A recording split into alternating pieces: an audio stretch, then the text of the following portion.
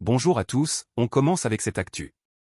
73 personnes ont été tuées et 230 ont été blessées à Gaza par des bombardements israéliens survenus après l'annonce de l'accord de cessez-le-feu, selon la défense civile de la bande de Gaza. D'après l'agence palestinienne Wafa, l'armée israélienne a particulièrement visé l'école Al-Falah au sud de la ville de Gaza, tuant 2 fillettes et faisant des dizaines de blessés. À noter par ailleurs que le bureau du Premier ministre israélien, Benjamin Netanyahou, a accusé le Hamas ce jeudi de remettre en cause, je cite, certains parties de l'accord de cessez-le-feu conclu hier. Cet accord doit entrer en vigueur ce dimanche et prévoit particulièrement la libération des 33 otages israéliens lors d'une première phase. Alors le gouvernement israélien doit encore donner son accord ce jeudi. En tout cas, selon Benjamin Netanyahou, le Hamas retarderait l'approbation du côté d'Israël. De son côté, le Hamas a répondu en déclarant s'engager à respecter l'accord. Enfin, 2 otages français sont toujours retenus dans la bande de Gaza par le Hamas. Il s'agit d'Ofer Calderon et de Ouad Yahalomi.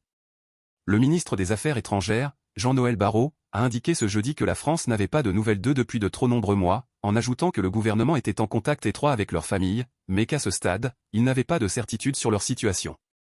On suivra ça.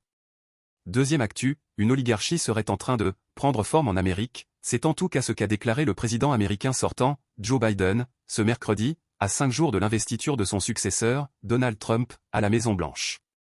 Une oligarchie, c'est un régime politique dans lequel la souveraineté appartient à une classe restreinte et privilégiée. Cette déclaration a été faite lors d'une allocution depuis la Maison-Blanche, c'était la dernière adresse de Joe Biden à la nation.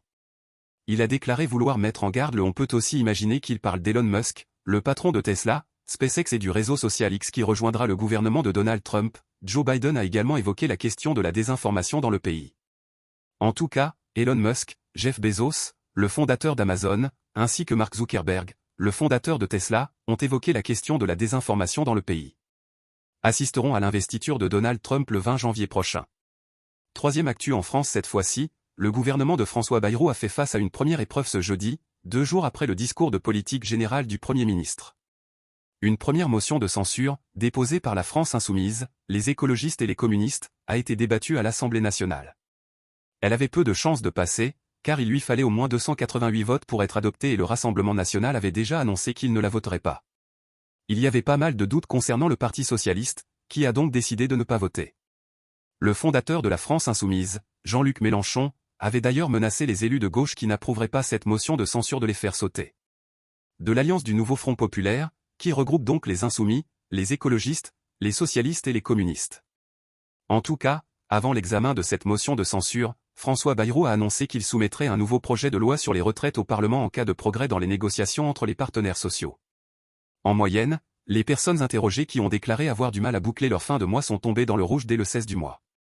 C'est un jour plus tôt que la même enquête publiée il y a un an.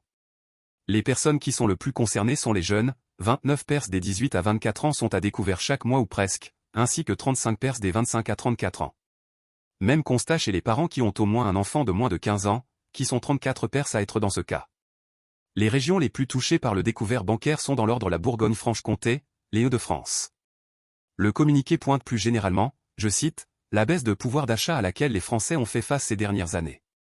Cinquième actus, la fusée New Glenn de la société spatiale américaine Blue Origin, propriété de Jeff Bezos, a finalement réussi son décollage ce jeudi.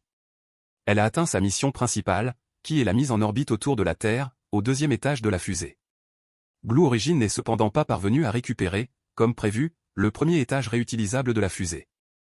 Alors ce vol était attendu depuis des années, mais il avait été reporté à plusieurs reprises, dont une fois ce lundi, à la dernière minute, en raison d'un problème technique. Son concurrent Elon Musk, fondateur de l'entreprise spatiale SpaceX qui domine le marché avec ses fusées, l'a même félicité dans un post sur X d'avoir, je cite, atteint l'orbite dès la première tentative. Et enfin, dernière actu, l'acteur américain Brad Pitt a réagi à l'arnaque qu'a subi Anne, une Française de 53 ans qui pensait entretenir une relation amoureuse avec lui et qui a perdu au total 830 000 €. Elle a raconté son histoire dans l'émission 7 à 8 sur TF1, qui a finalement décidé de supprimer l'épisode suite au harcèlement dont a été victime Anne. Brad Pitt a donc réagi via son porte-parole qui a transmis un communiqué au site américain Entertainment Weekly. Il a déclaré, je cite, que c'est terrible que des escrocs profitent de la grande affection que portent les fans à certains.